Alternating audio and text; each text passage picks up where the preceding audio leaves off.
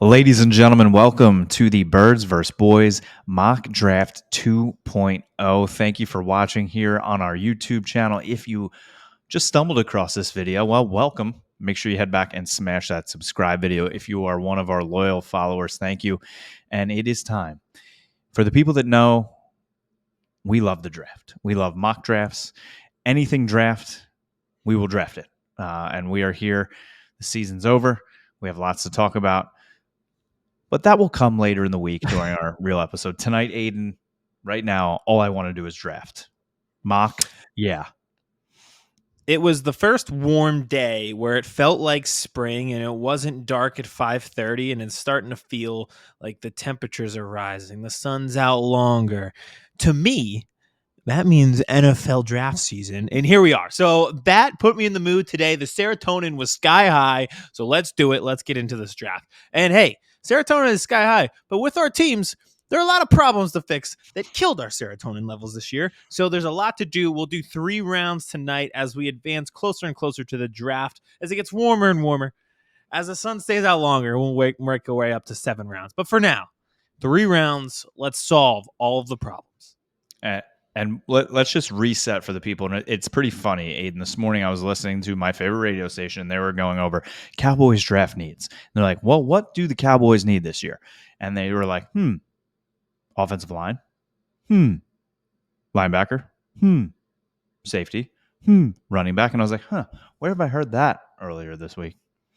Well, hold on. Let me stop you there. I'm a little confused. Your radio station talks about intelligent sports topics about the team and addresses team needs in the draft. How about that? You're telling me you can have topics on the football team without trying to run your star player out of town and making up fake trade rumors and making up fake stories about him in the locker room? That's allowed? And you know what's even funnier is right before they did the actual real sports takes, going kind of player by player of players who are true number 1 first round draft picks, who are not, who the Cowboys need. They made fun of a certain other radio station for having a player call in because things were being made up and all these things, being a sister station to that station. We'll get into the full scope of those on our full show. And I don't want to take away from the mock draft, but I'm really glad that a certain radio station and certain media members are made out to be a laughing stock around the nation. And it is being seen that it is not the players, it is not the fans, it is a conglomerate of media members that ruin everything in this city. So maybe that radio station and other radio stations and other media members on social media should do mock drafts like this. Do a 3-round mock draft. Have fun. Enjoy yourself. Probably don't do that and run players out of town. All right. I'm going to give you one more chance before we hop into this to reply with the right reply here because you didn't do it earlier. Mock, yeah. Ing, What? yeah. Bird, yeah. Have you never watched Dumb and Dumber? Why don't I remember that at all? Mock, yeah. When they're in the bus. Why don't I remember this? Oh my God. Okay. I We're going to remember start the mock draft. I remember when he sees the bus and No, they're in like, they're in the dog truck. And he's like, remember the guy picks them up? And they were like in between, he's like, mock, yeah, ing, yeah, bird, yeah. You know what's going to happen is 150 people are going to be listening to this right now and agreeing with you and thinking that I am a moron for not remembering this. I don't know. The fact that this is, I could go 100% on this mock draft. The fact that I didn't get the media reference tonight in the pop culture, that is a shame. I'm not watching film anymore. I got to go back to the movies. As you can see here, we are drafting on the Pro Football Network mock draft because PFF is a terrorist organization who tries to charge you loads of money to do mock drafts. You are only allowed 1 round of 1 mock draft every day for free, Aidan. So we have moved on.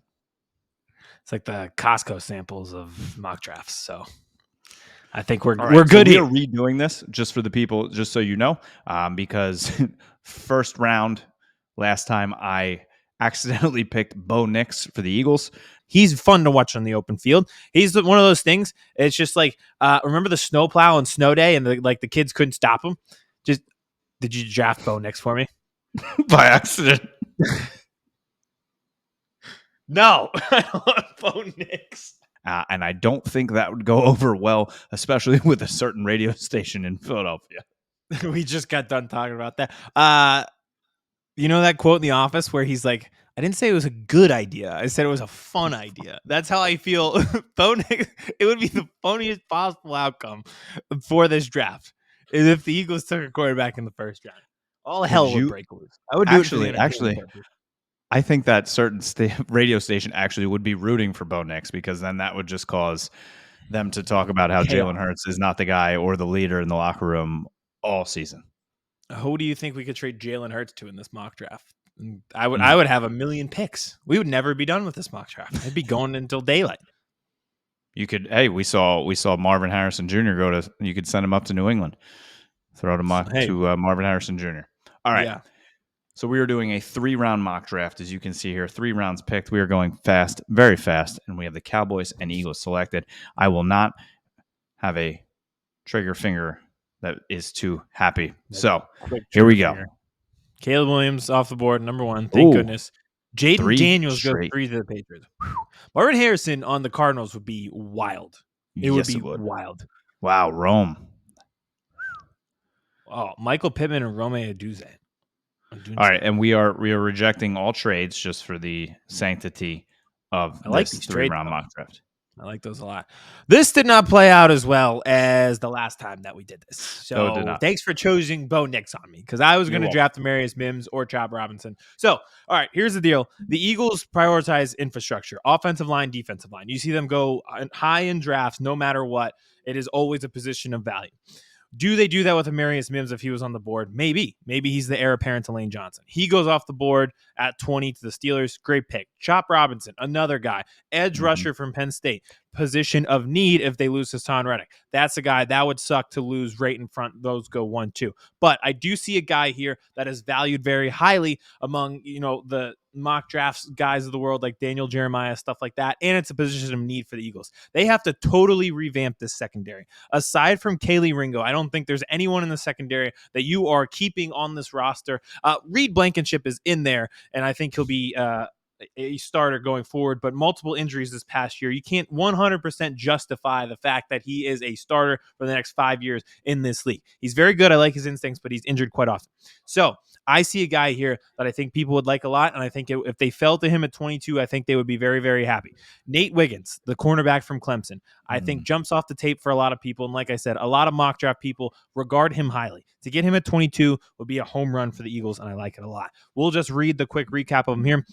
Has some of the best coverage instincts, eyes, reaction speed, and route recognition in the class. So stop right there at that first sentence. On the last mock draft that we did, I said that the corners did nothing of value. They did nothing of value. They weren't fast. They weren't athletic. They didn't tackle well. You saw it. They didn't force a lot of turnovers on defense this year. That is a result of the secondary not being able to, one, cover well, just not having explosive speed and stuff like that. A guy who has good coverage instincts, that turns into turnovers. So I like Wiggins a lot here. I think this would be a home run pick if they get him at 22. Shout out to our guy, Ian Cummings, also leaving PFF, friend of the show. Nice. See, we have all left the terrorist organization that is PFF. Start charging for those mock drafts and look what happens. Let me get the right guy here. I will say not drafting Keon Coleman at 22 would be miserable for me. Oh, he went to the Texans. So before the show started, we talked about how the Texans are just going to become the fun team. Them getting Keon Coleman to pair with CJ Stroud leads me to believe that theory is going to be working out. All right, so Bo Nix. Hey, yeah. Better than paying $60 million to the guy who's never made an NFC championship. So I've talked about the needs of this team. Now, you always, I like to draft best player available over need, but I think there are some guys here that, are some of the best still at their positions and positions of need for the Cowboys. The Cowboys need offensive linemen. We don't know if they're going to re-sign their center. Tyler Biotish, probably not. He doesn't have that strength that they like in a center, and I think it's time for them to move on there. We don't fully know what's happening with Tyron Smith. He says he wants to continue playing, played at an all-pro level this past season, but again, like you were saying, with injuries and Reed Blankenship, you can always count on Tyron Smith missing multiple games, and we already all know he's on the back end of his career. Zach Mhm. Martin, we don't know how much time he has left. I know that sounds crazy, but the future first round Hall of Fame pick is also at the tail end of his career. He could retire at any time. So offensive line is a massive need. Defensive line, the interior, still a need, even though they've thrown a lot at it, right? Mozzie Smith, Neville Gallimore, Oso Digizua. They've thrown a lot of capital out there. I don't think they would go first round pick. I love Byron Murphy from Texas. He is an absolute stud. I just don't see them taking a defensive tackle in the first round 2 years in a row. Safety, another importance. I wouldn't mind seeing another cornerback here. Kool-Aid McKinstry would fit. But I'm going to narrow this down to offensive line. So we're going to go to offensive tackle, right? There's two, actually, I would say three viable options here, right? Guyton from Mhm. Oklahoma, Troy from Washington, and I would go Jordan Morgan from Arizona. I think these are big boys you can plug in there to play tackle, and off we go. But a guy that I'm shooting up boards that I really like is Graham Barton out of Duke. Offensive guard / center. He is a guy that can play center for you. 6'6", 315. A move inside would help mitigate Barton's arm length concerns, which I'm okay with at the center position, while maximizing his exciting traits of explosiveness, physicality, power drive, torquing, Oh, flexibility, leverage, and angle awareness. That kind of reminds me of who? Kind of a guy almost like a Jason Kelsey ish. We've been jealous of a Jason Kelsey for how long? We have been plagued at center recently since our all pro center got Barre Garin syndrome or whatever, Barren Gariz, and he lost all of his strength. So I think center is the top need right now. Center is such an important position. So I'm going to go Graham Barton here with the first overall pick, push him right to center, and I think he has a chance to start day one. 6'6" for a center. That's pretty fascinating. You don't see that Yeah, too right? A often. little That's a tall. big fella. That's a Stay away big from boy. my $60 million quarterback. Yeah. You could have just got Bo Nix, then you wouldn't have to deal with that. Could have got Bo Nix. Where did Bo Nix Could go? have got. Because now I'm, hold on. Did Maybe he he's go not off yet? the board. Michael Penix went to the Falcons. I feel like that works. Bo Nix must be off the board. There he is. The Giants. That I lied. That's the funniest possible outcome. Yep. they that is not that's like the Chef Boyardee meme was like, we have Daniel Jones at home. We have Bo Nix at home. It's Daniel Jones. You're just repeating the process. That's pretty funny. Some interesting ones there. I think there's some guys in our first mock draft that went off the board right ahead of us there. If you could scroll Mm-hmm. back up for just 1 second. The one guy that you Mm-hmm. like, the safety from Minnesota, I noticed that he went off the board Yep. pretty Tyler early there. Newman. Tyler Newman, yeah, That's a 42, steal at stays in 42. Minnesota. Yeah, that's awesome. Lad McConkey, the wide receiver out of Georgia, goes 44 to the Raiders. We're replacing Hunter Renfro, huh? There we go. With And Renfro. then if we, yeah, and then just Edrin Cooper was the guy. I took him Mm. here in this position for the Eagles in our last draft. He goes off the board at 35, so that's very interesting, right there. All right, I back do to see the, someone that you are gonna draft. you know it, and I love it. Edge rusher. No matter what happens with Hassan Reddick, to me is a position of need. The sacks for this team fell off a cliff this year. And I thought it affected every level of the defense. We just talked about how the corners and secondary and safety struggled. They didn't force a lot of turnovers. Well, getting pressure on the quarterback helps that. They got Mm-hmm. significantly less pressure. You think about where this team started and where they're going to be. Derek Barnett out the door. Brandon Graham, if he does come back, is one more year and he's retiring. Josh Sweat, extension year. Hassan Reddick, extension year. We'll see what happens with that. There's really no depth behind those guys. Nolan Smith, I'm very high on, but again, It just feels like a position that they value so much, didn't get enough out of last year, Yep. and need more out of this year. Let's change that. Let's get Adisa Isaac, the edge rusher from Penn State. Bang, bang. And wow, you're back on the board. Why is that, Kevin? How am I back on the board so quickly? So strange. The Saints should have to give up hosting the Super Bowl for what they've done with the Eagles. Yes. Like you can't make that many bad trades with the team and then get to host the Super Bowl. It is insane to me. It's crazy. It truly is crazy. So this one is actually. Let me just put a disclaimer on the next pick that I'm about to make. The person I'm about to draft, Daniel Jeremiah, had the Eagles taking him in the first round. Ennis Rakestraw Jr., the cornerback from Missouri, went at 23 in his draft. I'll take him here at 53. I doubt in real life he lasts until 53. And people are saying, oh, 2 cornerbacks? That's okay. That is okay. Yep. I love Kaylee Ringo. I hope it works out with him. But I am willing to load up on this position to figure it out. I think they got to get off the James Bradbury contract. I doubt that Slay would be back. I just think it's time to move on and have a youth movement at that position. He has more than enough speed and explosiveness to minimize separation once he controls the start of the route. With his combined athletic framework and physicality, fast feet, and disciplined technique, he can dictate releases and minimize space often. I love this. I love physicality at the line. I think that was a position. I thought the back half of that secondary was pretty soft. You watched what happened in that Tampa Bay Buccaneers game. People were questioning the effort. They were questioning just the overall just ability to make plays. And it felt like there's some quit in him. They did not have the dog in him. Apparently, this kid has the dog in him. So I will take him here at 53. Ow. All right. Here we go.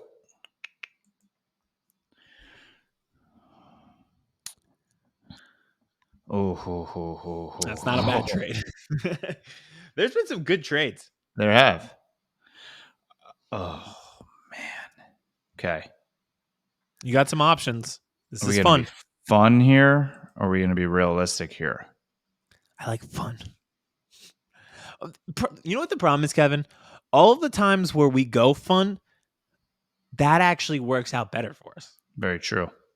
Like when we were doing mock drafts in 2020, and I was like, well, Justin Jefferson was fun in college. What if we just drafted him? Look how that would have turned out. Let's do the fun thing. Okay. Oh, man. All right. We said I see a lot. Offensive line is a need. Yeah. Linebacker, a need. Definitely. Safety, a need. Yes. There was also another position that was a need. Trying to think. Had a guy, franchised him after he broke his leg, paid him $12 million. He had the most blasé 1,000-yard season of all time. You love to take injured guys and bad character guys in the second round, but all of a sudden at 56, staring at you in the face is arguably the best running back in the draft. Volume back, 6'1", 215. He's strong, powerful, and explosive. Ooh, man. Mike McCarthy wants to run the damn ball. You want to help the quarterback. You're not bringing Tony Pollard back. And if you do, it's going to be on a minimum-ish contract. And we all know that Tony Pollard is a better back with another lead back with him. I think this would be such a fun pick. I would be all in on this. I am taking Trey Benson, the running back from Florida State, Aidan. I like that a lot. And again, feels better use of resources than franchise tagging or giving a long-term extension to a running back. Who broke his leg? Jeremiah Trotter Jr. off the board to the Ravens. That just feels like just every time. They just do it every time. I love how even in the mock draft they just do everything right. Draft wise. Maybe Spencer that means Rattler to the Raiders. Hilarious. That is a great combination. Will Caleb Shipley. King, I like him a lot. Okay. Let me see if my guy's there still. So we've taken care of the offense so far. We haven't touch the defense. So I said that linebacker was a need. And I'm going to go towards a guy that I believe that the Cowboys like. Let's see if he is still there. Yes, he is. So, linebacker that I believe the Cowboys really like, someone that would fit. Someone from a school that might scare the living daylights out of Dallas Cowboys fans. That school up north. That's Michigan. That is the defending, undisputed national championship Michigan Wolverines, who played fierce defense. It's coming soon. But Junior Colson, 6'2", 228, he plays with such tenacity. He is a downhill athlete. I think he would fit exactly what they're looking for, especially in the third round. I could see them taking, I could see them taking him at 53, where I took Benson. I could legitimately see them taking Junior Colson there. I think they are all in on this guy. The tea leaves are kind of being laid out there. If they can't get a guy like the kid from Texas A&M, I think Junior Colson may be their second linebacker off the board there at that position. So I'm going to take him at 87, and I'm going to be so happy about it. Yeah, that's a good pick. That's a really good pick. How about Michigan? 18 people at the draft this year. That's pretty remarkable. And it's okay, Cowboys fans. He's not Taco. Everybody's just Taco, Mozzie, It's a Schoonmaker. different We're era. scarred. We're scarred. Hey, listen, I can't do anything from Washington ever again. Basketball, football, I just can't take anybody from Washington ever again. Speaking of Michigan, there's the corner there that I took last time, but I already took multiple corners so far, so I don't know if I can do it. You need more than That two on the field at once, Aidan. That is true. That is true, and Avonte Maddox might not be back, so we'll see what we can do. All right, this gets really interesting because there's a few position of needs here. So if you could just scroll down for me, I just want to take a look. This is just defense, by the way. If we could take a look at the offense a little bit later, or just hit all for me, and then we'll see what we got. But I think there's a lot of good options here. I really like where we're at. Blake Corum, I think I would really like that. Jamari Thrash. I don't know if he'll be as good as James Thrash, who used to play for the Eagles back in 2002. That was a very fun era of diving out, throwing to a bunch of trash cans. So what can we do? I think I found my guy. We can stop it right here. This is a position that is going to be a hot button topic in Philadelphia from now until the draft. This team really hasn't invested in linebacker whatsoever, whether it be free agency, whether it be the draft. I did the math. They had drafted 4 linebackers since 2016. And in 2016, it was Jordan Hicks. So he was really the only starter that they have drafted, and it actually worked out. I think they're going to have a change of heart and a change of ways with this position and draft those players early. So, Jalen Ford, linebacker, Texas, off the board right here at 97 in round 3. 6'3", 243. We're also, with this pick, not only improving the defense, but adding to the number of different Jalens and the way they are spelled on this team. That is also very important that we lead the league in Jalens. All right, so my 3 picks. At 24, I took Graham Barton, the guard/center from Duke, who I think can plug in for Tyler Biotish. 56 was my fun pick. He was sitting there, arguably the best running back in the draft. Trey Benson out of Florida State. He's not an injured player. He's not someone with a troubled past. So be surprised if they did take him in the second round, but please. Too good. And then I got my guy still at 87 and Junior Colson, the linebacker from Michigan. I'm extremely happy with these 3 picks. If these 3 picks happened, I'd be jumping for joy, Aidan. I think you did really good. Again, we're addressing positions of need really, really good.